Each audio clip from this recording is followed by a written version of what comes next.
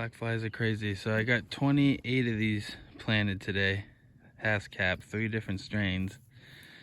Keeping the chickens out of the mulch is impossible. It makes me want to frickin' smash them in the head. Black flies are really bad, but they keep on taking all the mulch and kicking it away from the plants, which I don't have enough to keep doing that all the time. So it's like, if I can't get these chickens to stay out of here, I don't know. I might have to shoot Buck and then keep the hens in the coop all the time. There's no way Buck would stay in the coop. He would just yell and scream if I tried to keep him in there all the time. But if Buck was gone, the hens would probably stay in there pretty easily, because they'd be scared all the time without Buck. But I don't want to do that. I like Buck. He's a good guy. Sometimes he's a bastard. But I can't keep him out of the mulch, which is going to make growing anything in the yard, any trees or anything, a real pain. And it's going to drive me crazy. So, black flies are horrible. Alright, black flies starting to come out. Mosquitoes are really bad this morning, but now that the heat's on, they're kind of better. But black flies are starting to come out because I've been moving so much dirt. But look at this stump. This thing's a massive beast. And now this whole area, orchard area, will be clear of stumps. This is the last one. This was under the pile of brush that I just chipped up. And it's probably one of the biggest ones that was out here. So yeah, now it's up. So I'm gonna plant potatoes. I'm trying to get this done so I can get the rows done for potatoes, because I've only planted half of the potatoes that I usually have down by now. Chickens are digging in the shade, which is smart, so I'm just digging in the sun. But yeah, I gotta get these potatoes down. So I'm gonna do another row of hascap right there this year, like right now, in the next couple days. So then I'm gonna do a row of potatoes. I was gonna do them this way, but since the hascap are gonna go this way, I might as well just do the row of potatoes this way, and then I can put the hascap in there at the end of this season. So yeah, once I dig this up, I'm gonna put potatoes in this whole hole and just fill this hole full of potatoes, and I'll mark it out with sticks so I know where to dig them up. And then I'm gonna do rows off of this hole and start doing rows here. And hopefully I got about 50 pounds of potatoes left. I saved about 70 from last year, which I should be able to grow between 300 and 400 pounds of potatoes with that. And they have huge long sprouts on them. They definitely need to get in the ground. Some of them are even green, which is not good. There's Buck. But yeah, so a lot of digging today, and the bugs are bad. So I'm gonna get this thing out of the hole, knock all the dirt off of it, lighten it up. It's about 300 pounds right now, and then push it off to the side. And then I'm gonna fill that hole with potatoes and get going. And hopefully by the end of the day, all the potatoes will be down for 2024. See, they look pretty rough, but these are pretty good shape. These are McCain French fry potatoes from one of the farmers an hour north of us in Holton. He grows French fry potatoes from McCain, the French fry company. So I got a 50-pound bag from him a couple years ago, or maybe it was last year, and I saved a bunch of them. They make good French fries. I mean, that's what they are, French fry potatoes. They're not really good for anything else, really. They don't make great mashed potatoes or anything, so I guess I'm gonna put them all in this hole. This hole is really big and it's a little bit deep, but since it's such big sprouts, I can just, like, as I fill it in, I'll pull the sprouts to the top, and it should be just fine. I'll put this whole bag of potatoes here. It's about 10 pounds of potatoes. Put that all in just this hole and then fill this hole back in. You know, I dug the hole to get the stump out, so I might as well put potatoes in it. And then I'm gonna start on this new row. Are the 6 hascap plants that I bought that are already 2 years old. So they were dormant when I got them. So these ones should sprout and have berries. Some of the clones I got had berries on them, and I tasted them, and I think I let them ripen up long enough, but you really, once they turn blue, you have to wait a full 2 weeks for them to really turn sweet, or they'll be pretty sour. But they tasted pretty good. I like them. But these ones will go to berry in the next couple weeks, and then I'm gonna obviously eat those berries and see what they're all about. But these are the beauties. There's 4 beauties, and the ones in the middle are the beast, which is the pollinator. So those are the ones I need to take clones out of. But I got all the zucchini and yellow squash planted, and a bunch of potatoes and a bunch of haskap that I'm going to keep in pots. And then these are some of the bush cherries that came from that company that were in really rough shape, but hopefully they're going to bounce back. Try not to shake you up too much while I walk over here, but I had to fence this all off. The chickens are driving me crazy, and this is the only fencing I had, which is like, it was twice the height. I cut it in half. So I cut the whole roll, which was 100 feet. And this is like a snow barrier construction plastic that you like put on the driveway in the winter to kind of keep snow back. And it's at least, it'll keep the chickens out of this area, so I don't have to rake the mulch every day. But I actually have enough left on that roll that I could probably do another row here. And I was gonna keep that row for some of the beast. But I have some really nice tundras right now for these hascaps. So I think I'm gonna come in here and plant these tundras in the next couple days, and then I'll move all these posts back another 6 feet, and then I'll fence in one more row, and then that'll be enough for the whole season. And then the rest of them I'll keep in pots until next fall. And next fall they'll be dormant, so I'll just plant them in the ground, and then when they come up next winter, next spring, the holes won't be like this, so the birds won't want to dig them up, hopefully. But if not, at least these plants will be big enough that next spring I can move this fence onto the next 40 or 50 plants that I have planted, as it's 5 rows of 9 or 10. Some of these rows have 10, some of them have 9. We're gonna get another row in there in the next couple days, and then move this fence out, because I have enough fence to do that. And then I won't have to worry about the chickens over here, because it stresses me out. Like all day I'm trying to work on other things, and then when I come back over here, the chickens are in here ripping everything up. So it drives me crazy. And Buck can easily jump over this fence, but he won't. He respects fences. In fact, Buck has been staying out of the mulch. He'll just sit and watch the hens while they rip it apart, because he knows that he gets punished and he's supposed to control them, so he doesn't mess with them. But he can't control the hens. He tries. I see him. He has this thing he does with his wing to try to shuffle them off, and he tries to shuffle them away, but once they start digging in here, the hens just like go crazy for bugs. So it's really hard to keep them out of here, so I had to put the fence up. So yeah, tomorrow I'm gonna put this next row in, and then these hascaps will be good. I'll just have to mow this a couple times this year, and other than that, these are pretty much done, and I won't touch them. And that's half of the hascaps, and the other half we're gonna just keep growing in the greenhouse until fall when they go dormant, and then I'll put them in the ground right when they go dormant at the end of the summer. And that should be good. This will be 50 down in spring, and then 50 down in fall. And all the ones in fall are gonna go over there, and then where these potatoes are, and we'll fill in this whole area with haskap and rows. So yeah, there's the haskap.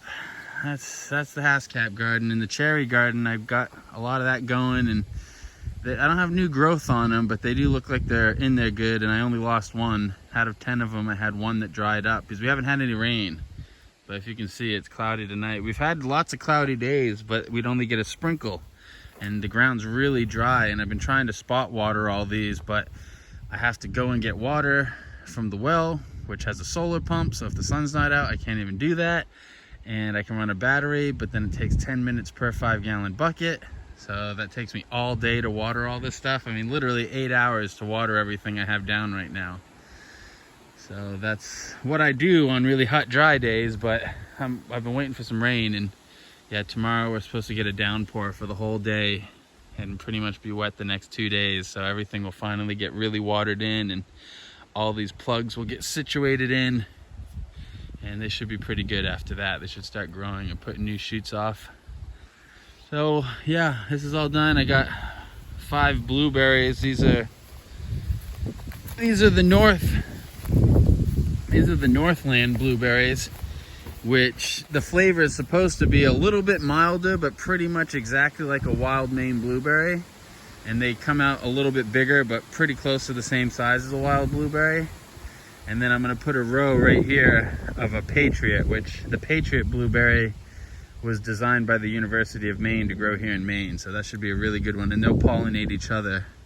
But I'm trying to wait. I'm gonna keep the blueberries growing in the greenhouse until I can afford another roll of fencing, because I wanna put fencing around all of them, because blueberries are just too hard to grow and too expensive to have the chickens rip them up. So, and rabbits too. I have a lot of rabbits in the yard, so they could get into them too. But blueberries and haskap aren't really good plants for animals to eat, so they really don't mess with them really. You know, I'm more likely, mosquito on the lens, you little bastard. So many mosquitoes right now, like, because it's been dry and all the water was drying up, the mosquitoes just all procreate as fast as possible because they could tell the water was going.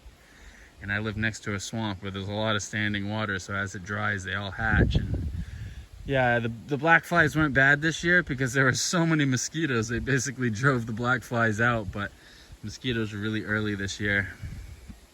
So I'm just gonna have to open the fence and get in there with the mower every 2 weeks and clean that up and keep it mowed. And then yeah, I'm looking forward to those plants bushing out. Hopefully we'll have some nice big haskap bushes by next year. Apple tree, which we have to cover those. The rabbits will eat the apple trees. That one doesn't have a cover, but we'll see how long it lasts. The rabbits haven't been hanging out much here because of the chickens, you know? I imagine the chickens run into the rabbits out in the woods and then they take off. They don't know what the chickens are, you know? The chickens kind of look like an eagle on the ground. These are all the bush cherries. These are actually naked bush cherries. And some of them are from seed from Grunny's nursery, which is like a big corporate nursery. And then the rest of them are from the wholesaler. They're definitely different. And you know, if you got clones from the wholesaler does clones mostly. I don't think these are seed plants, but they might be seed plants. But these two are definitely seed plants, and it's a good idea to have some seed plants with your clones just so you have different varieties, because if they're all the same variety, they won't pollinate each other. So I've got some seed plants in the middle of this whole patch. But by next year, these grow really fast once they take in. Once we get a couple good rains on them, these will really take hold. And these grow really fast. In 2 years, these will be full production, big 6-foot plants. And I'll be excited about that because I love cherries. I make cherry lime jam, and that's the best jam that I make, and I really like that. So just this patch alone should be enough cherries to make jam for the whole year every year. And then over here is where we're gonna put those the Jan, Joy, and Joel, another bush cherries that are designed for late season, and they put on their red berries in August and September when birds aren't eating red berries. These put red berries on in like July, which is the time of the year when birds actually are eating red berries, so they'll eat them. So you have to net them usually, or like try to get them before the birds do. But the other ones were designed to come out when the birds are eating darker berries, so they won't eat the red ones, because most red berries at that time of year are poison. So that's another Mead, Professor Meads, I think, was the guy who created the Jan, Joel, and Joy. Yeah, I think that's his name, but he's a guy I think either in Canada or maybe he's in New Hampshire. He's somewhere between Canada and New Hampshire. I can't remember. I read something about him this week, but I was unclear if he was from Canada or if he was in New Hampshire, or if he was from Canada and moved to New Hampshire. I don't know, but either way, I'm looking forward to his stuff. And this is the trail to the apple tree, which just went to flower, and it didn't freeze at all, which is nice. So we should have good apples this year. But the mosquitoes are driving me crazy, so I gotta get back in for the night. Found a tick on me today, which I wasn't really in the woods much. I was just in the yard, so I don't know. Got some ticks in the yard. And yeah, like 2 months ago, I was taking antibiotics because I pretty sure I was exposed to Lyme disease, so I just took a regimen of antibiotics just to get rid of it, just to make sure. And yeah, I had a lot of shoulder pain the last year, and I think it was related to that. And once I did the antibiotics for the Lyme disease, the shoulder pain went away. So it probably was Lyme disease that I had. And I probably had it for over a year, so I'm probably going to have to take a treatment once every year or two to control it, because once you've had it for a long time, it's really hard to get rid of completely. Usually comes back every couple years.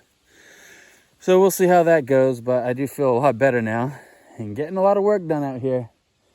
Man, clearing this whole area this spring was a nightmare. I'm really glad to have it done, and once there's full grass growing everywhere, I'm going to be really psyched.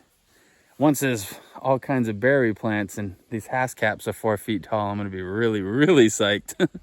Can't wait for that. Hey, the little chickies. Calling it a night. Basically wrapping it up. But I follow this new kid. You know, I've always been following guys who are in this space on YouTube. And, you know, Zach from Makery Mystery, the guy who won Alone, I've followed him since Alone, and Called Craven Bushcraft, and Sean James and Joe Robinette, and there's just a bunch of guys that I've followed, and I follow a lot of guys in this space, obviously, because this is the space I'm in on YouTube. And I've been following this kid in New Mexico called Will Survives, and he started building this whole project on a piece of property he didn't own, which I've been through that over the years. Before I got out of here, I owned that other property, and before that I used to stay on other people's property, so I know what kind of a nightmare it can be. You really don't want to invest any real time on other people's property. So I'm gonna try to reach out to him this week, because I know he's trying to get onto a property, and if he's willing to move to Maine, I think Maine's a better space.